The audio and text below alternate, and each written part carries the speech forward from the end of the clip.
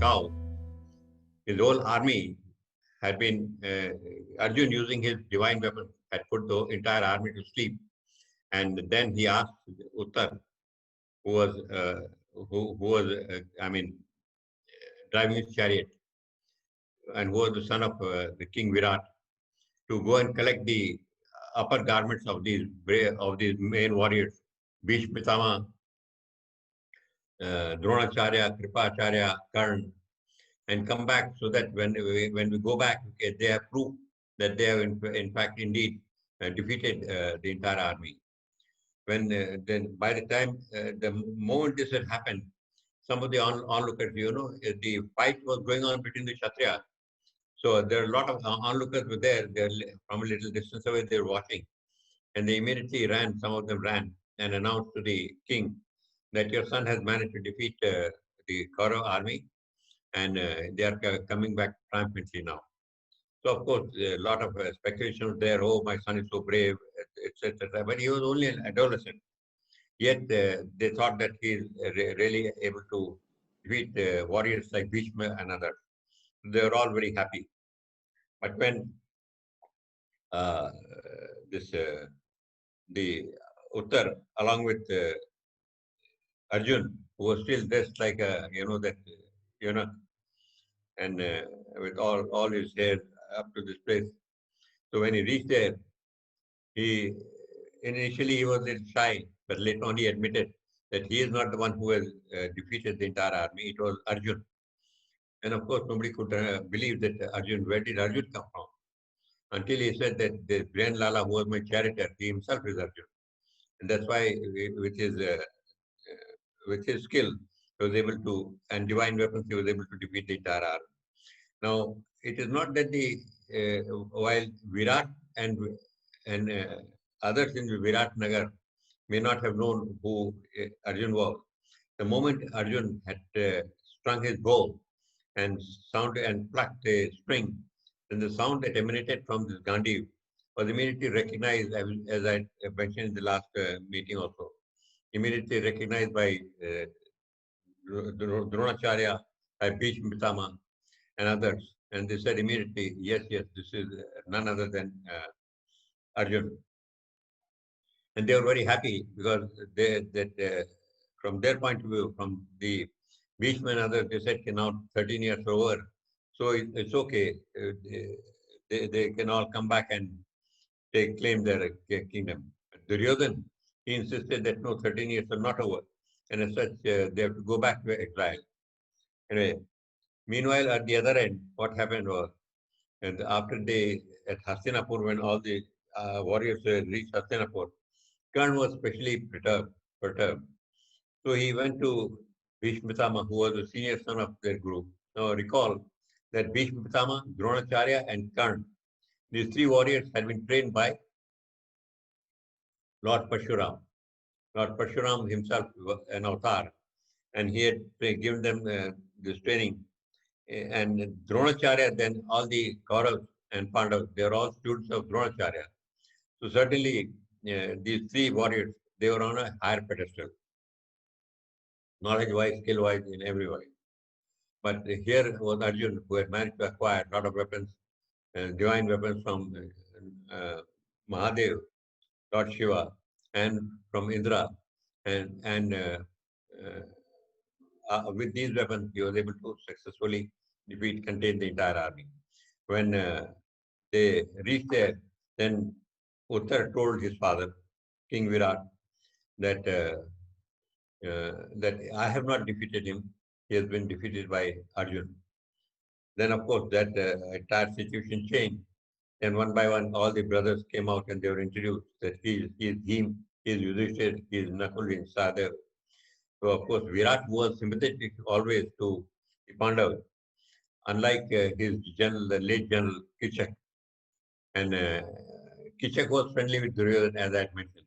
But now that he was dead, King Virat breathed a sigh of relief because he was really tired and he was the de facto ruler, although he was only the general there. But when with his death, Virat decided that it's time now that they should claim their kingdom. So he called his advisor and asked them, "What is your opinion?" Some of his advisors said that it's not likely that Duryodhan would be uh, amenable to hand over his kingdom so readily. We may have to, what shall we say? Uh, we may have to go enter into war with them.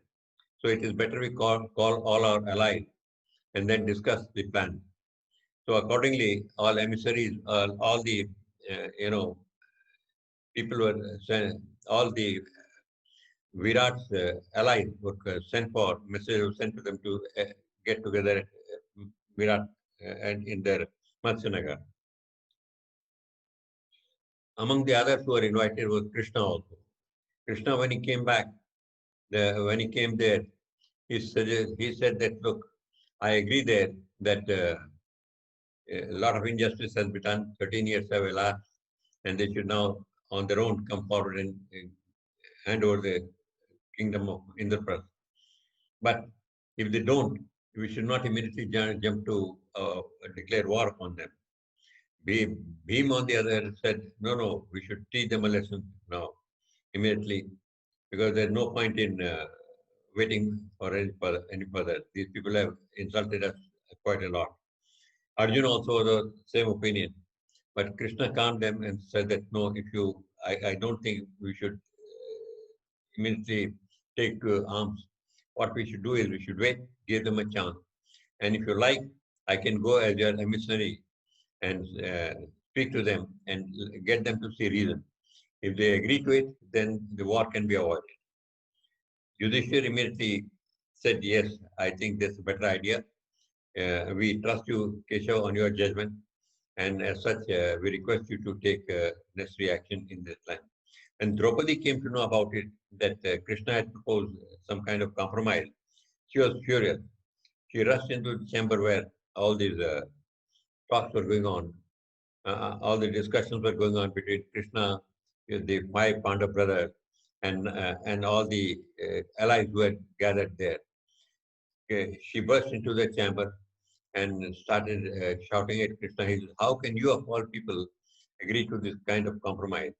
Are you not aware that the manner in which I was humiliated and the extent to which I was humiliated? Is it, have I kept my hair unbound for so long for no rhyme or reason? What about the vows which my husband had taken? One of destroying the Duryodhan's thighs and as far as Dushasana is concerned, splitting open his chest and drinking his blood from his heart as it poured out from his heart. So what about these vows? Are they not going to be implemented? Are we so impotent that we can't retrieve our honor? And she kept on and on and on. Somewhere when the moment there was a little gap in her outburst, Krishna immediately took that opportunity and said very firmly, Panchali, war caused lots of destruction and many lives. We cannot afford to have so many people, and lots of women will become widows, lots of children will become orphans, and we have to pay a terrible price for every war.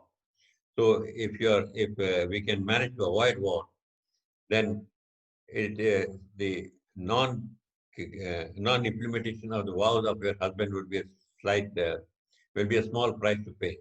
Yes, then of course to assuage her feeling, he said very gently, he said, Krishna, he did not call her Panchali or Draupadi. He did not even call her Krishna. He said Krishna, and very affectionately he said, that does not mean that they'll be spared. Justice will be done. The law of karma dictates that they will have to pay the penalty. So whether they like it or not, so that portion cannot be avoided. But war is something which you should have only as a last resort. So let me try it and see, get them to see reason.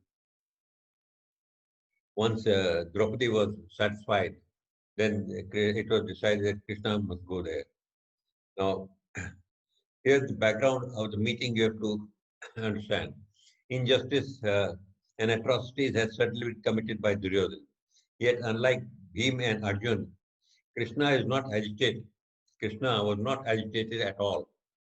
And he was, see, the great thing about Krishna was that in all circumstances, he never lost his balance. And because he did not lose his balance, he did not allow his temper, his feelings or emotions to get the better of him. So he could always, okay, because he never allowed all his emotions and feelings to get the better of him, he could think rightly, correctly. And that was very important. So he said, war, and we should not indulge in.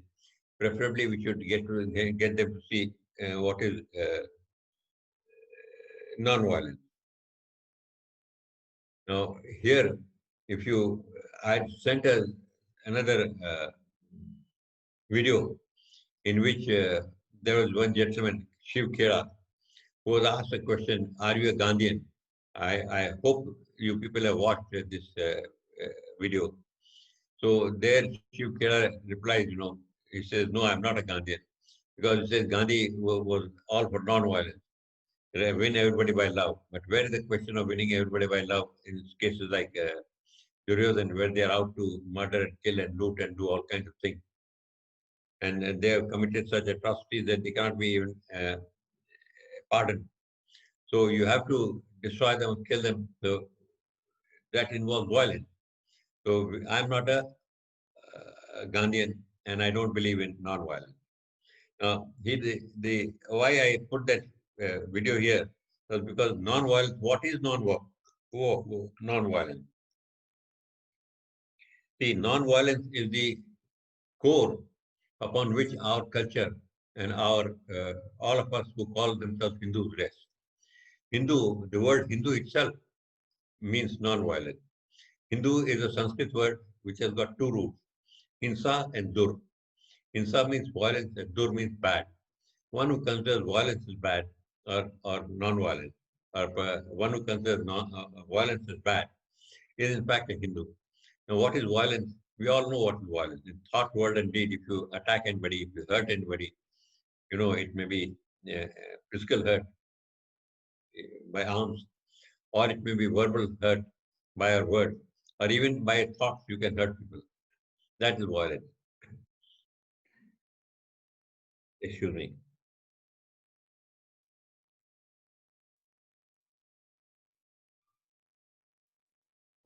But that violence is the dynamic aspect of violence. There's also what they call a static aspect. What is a static aspect? If like Dronacharya, if like Bhishma Pitama, if like the king, Drishtra, and other greats, Kripacharya, if they're all silent and they don't do anything to intervene and stop atrocities that were being committed upon Draupadi when attempts were being made to strip her, then that is also is a violence. If you see on the streets or anywhere a child being, abused, or a woman being, abused, or hurt, or raped, or whatever, and you keep quiet, you don't raise your voice, then you are also committing an act of violence. That is a passive violence. On the other hand, non-violence, of course, means not hurting anybody in thought, word, and deed.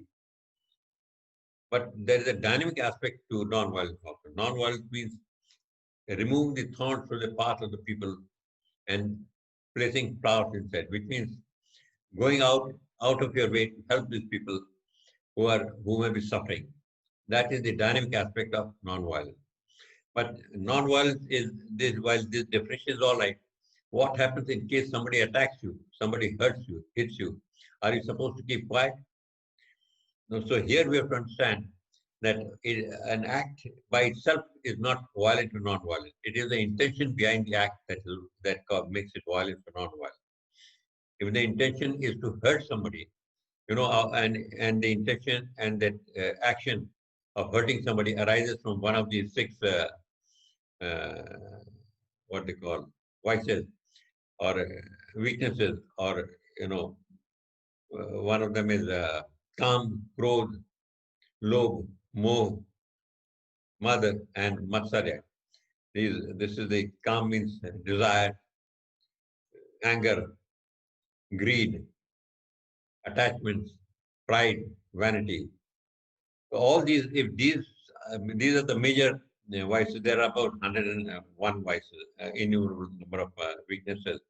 And if they arise, if any of these actions uh, originates in this, then that is considered violent. On the other hand, Krishna, if you notice, that he is never agitated. He is whenever, even if he decides to go into war, even if he decides to kill somebody, like he did kill Shishupal, yet it is not out of vengeance, it is not out of hatred, it is not out of anger. It is a very calculated. It is like a surgeon. You've got some cancerous growth on your body. You don't hate that cancerous growth. You don't become angry with it. You just remove it, can chop it off surgically, remove it without your emotions coming into play. So that is not non-violent. Similarly, if you have to get into war with somebody, don't allow your emotions to come into being. That is how your actions, even though it may cause destruction at the other end, may cause the other person to be killed also, it still qualifies for as non-violent. Now, this is a thing which I wanted to share with you. And Krishna, if you see, he shows us how by you can still, in uh, uh, however difficult a situation may be, however atrocities may have been committed, yet by losing our temper, by losing our composure, we cannot do anything right. In fact, if you are angry, chances are you commit some blunder. So he advises that always remain calm. Like you say, you remain calm, steady, and and from that steadiness of mind, steadiness of thought, actions that arrive will be right and proper. Excuse me. So anyway, so once this was decided that Krishna will go to Hastinapur as the emissary or with his priest proposal, the Krishna left. When Duryodhan came to know that Krishna is coming with some peace proposal, on a very shrewd move, he immediately arranged for his arrival and a lot of show of giving him a lot of, like say, भाव अपने कहते हैं. तो उनको भाव देने के लिए जगह जगह पे various places welcome teams were there. And when he arrived at the gate, Duryodhan himself to the Matsanagar gate, he himself went up to the gate and told him that for you, we have arranged the Dushasan's palace for you to stay there. Krishna immediately saw through that he was trying to impress him. But so he replied that, look, I've come here as a doot or ambassador, and as such, I cannot accept your hospitality right now. Once our mission is over, once there has been amicable solution to whatever we have come for, that time we can certainly accept it. But till then, I'll have to protocol says that I live independently, so I will be staying with Vidur. I cannot accept your hospitality.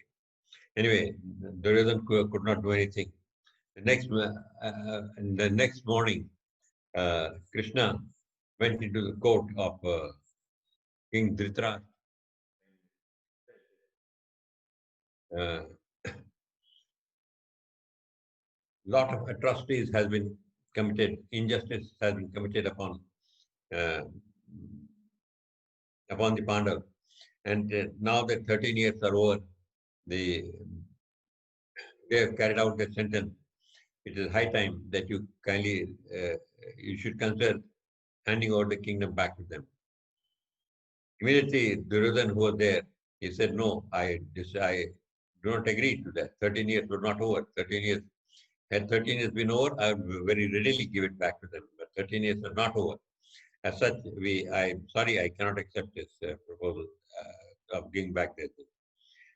Then Krishna said that, look, while I will not go into an argument, meanwhile, Bhishma Pitama, who was there, he chided Duryodhan. He said, look, the royal astrologers are the ones who decide whether 13 years are over or not yet. And they have decided and they have said that 13 years are over.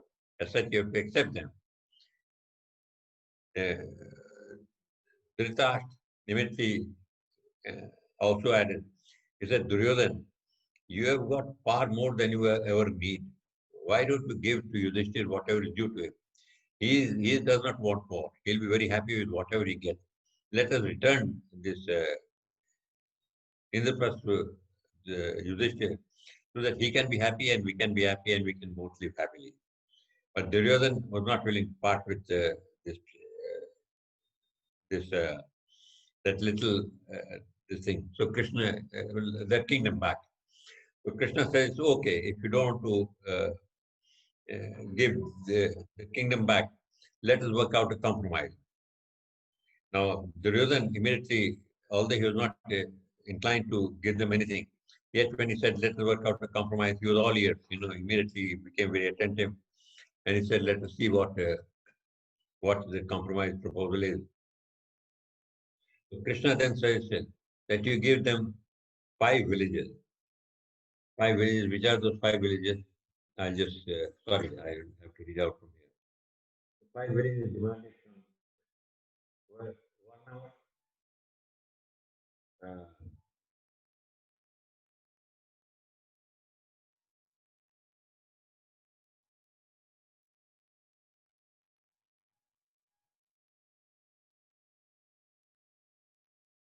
Varnavat, Avistal, Markandi and Virksal. And he said, apart from this, you can give one more, like Indraprasth or whatever. So these 5 villages, if you give them one for each brother, then they'll be satisfied. Now, immediately, Dhritarashtra, he agreed. He said, yes, yes, that's a good idea. Let us give them the five. After all, they want only 5 villages. We can very easily part with 5 villages. You will still have the entire Indraprasth with you. But Duryodhan, who was very sharp, immediately saw through uh, uh, what he felt was Krishna's design, Krishna's trickery, because these 5 villages were placed around Hastinapur. And he said that if I agree to give them, then all the time I'll be in perpetual siege. I can never accept this kind of proposal. So he said, sorry, I, I can't even give them a piece of land which will fit upon the head of a needle. That's a very famous thing. So if you say Krishna, then when he said that, and with that he walked away.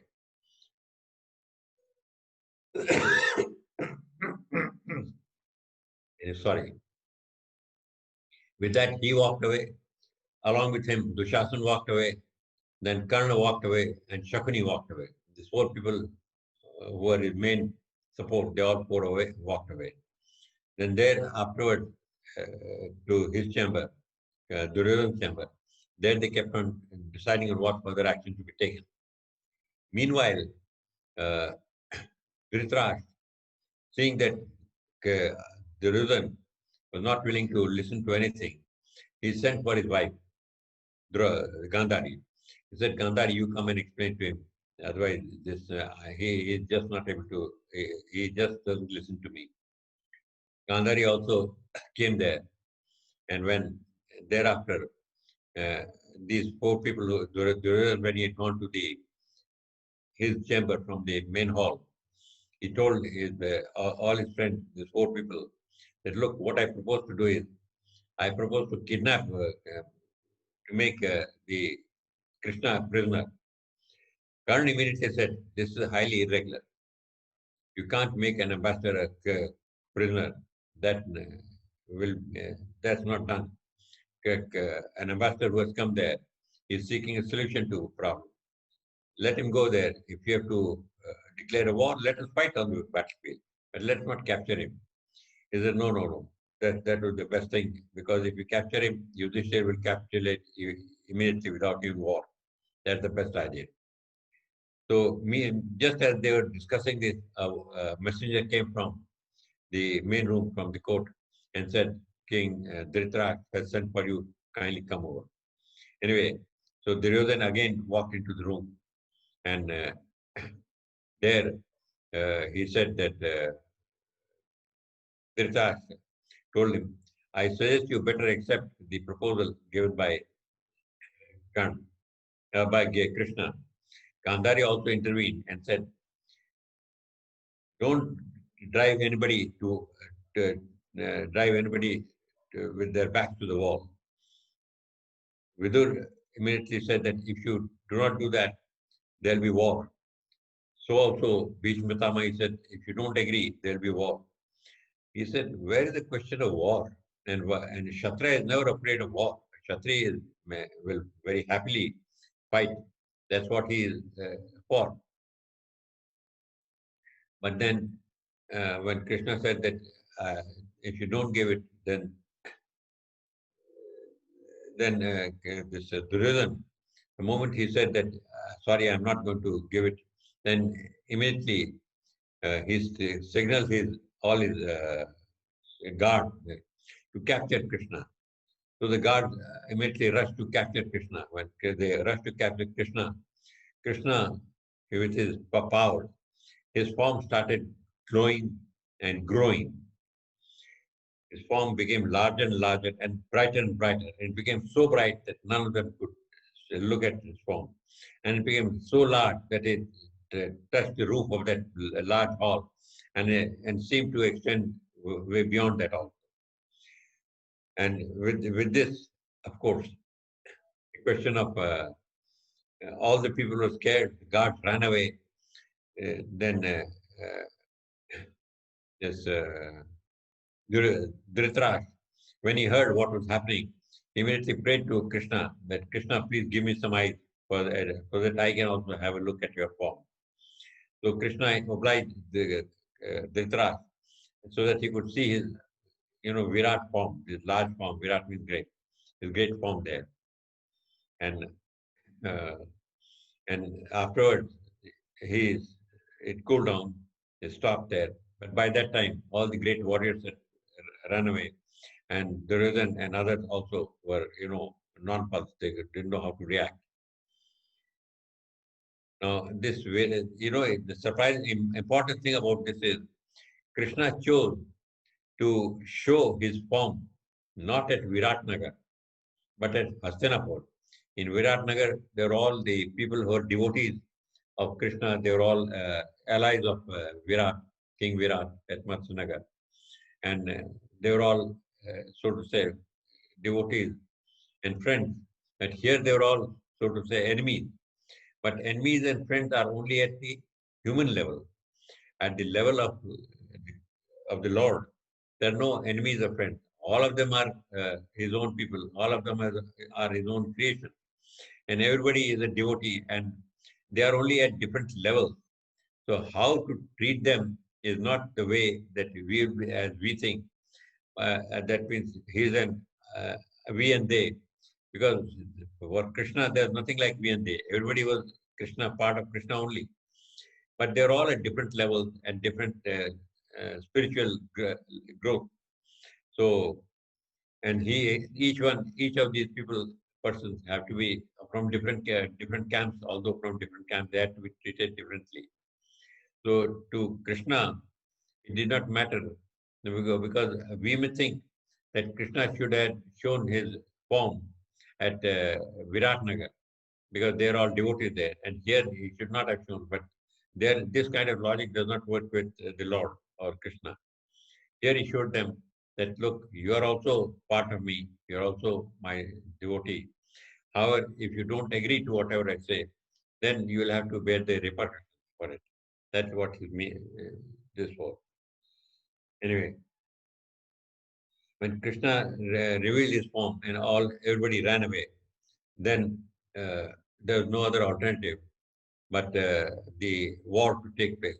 So Krishna from there left that chamber and went to Vidur's place where he was staying there temporarily. He had taken, in the beginning of the talk I had mentioned that Krishna has come as an ambassador, as an emissary, and he was staying with Vidur, not in the palace which had been offered by Duryodhan.